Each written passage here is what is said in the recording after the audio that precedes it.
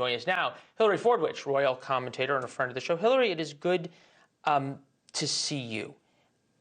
Why do you think it was so hard to, in the beginning, come clean about this, to tell the truth and to let people experience this with her?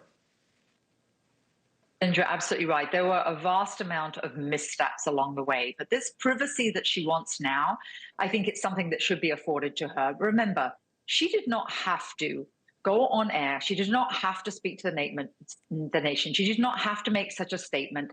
That was something that she chose to do. She is a constitutional monarch. There's nothing in the English Constitution, it's sort of unwritten, that says she had to do that. So I think it's highly admirable. And also, it was very comforting because we saw her in the flesh. We heard her normal voice that we know her to have. And I think it gave her also a really sort of a buy on all that's happened in the past. And last but not least, for anybody who's ever dealt with a family member who's ever suffered from cancer, the fact that she actually took a moment to address them as well was extremely thoughtful and the right thing to do. No, I thought the tone was pretty remarkable that she had with it. Obviously, there's a very stiff British upper lip there. You talk about sort of this right to privacy, and I understand that lots of people make different choices as they go through medical issues. That said, when you are taking $100 million or more from the people of the United Kingdom, and you are now sort of the modern royals in the days of TikTok and Twitter and everything else, how much privacy can you really expect, especially after you put out a picture that so clearly was meant to be misleading? Those millions that you mentioned, the pounds, they actually have estimated that for every British subject, it literally is the cost less than a pint of beer. So the question always is, would you rather have that out of the whole year? Would you rather have the royal family? And I'll tell you the British perspective on this, Leland.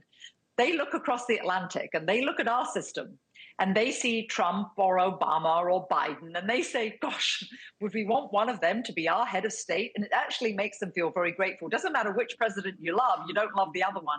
So it's something that unites a nation, and that's the British perspective. And they feel for the cost of a pint, they're worth having out of the whole year.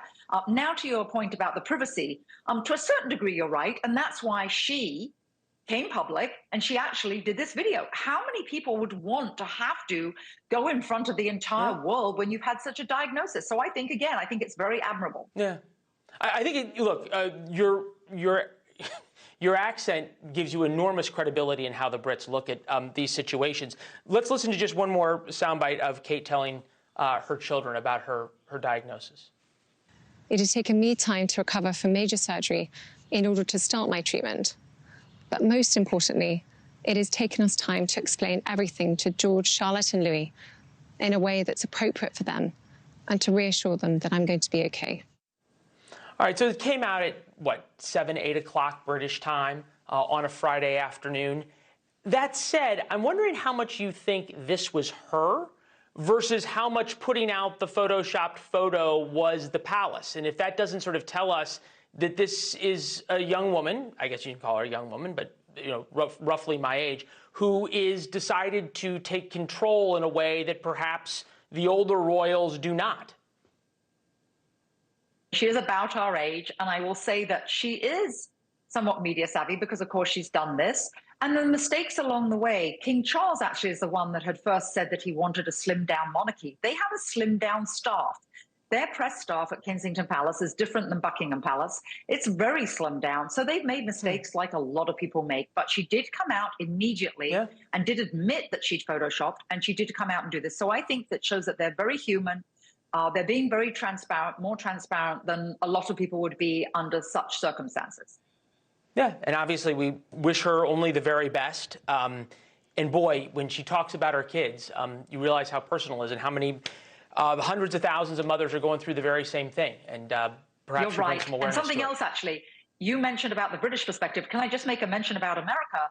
In the United States at the moment, her name has been more Googled than either Trump or Biden in an election year. That says something about the interest there is across the Atlantic. And we also have, and now we have somebody to all root for, rather than root for one side. My last point Fair is, enough. I think in this day and age, I think when there's lots of questions about being relevant in a changing world, an ever-changing world, for the next generation, she's certainly shown that there's Yeah. a way to be loved by the world.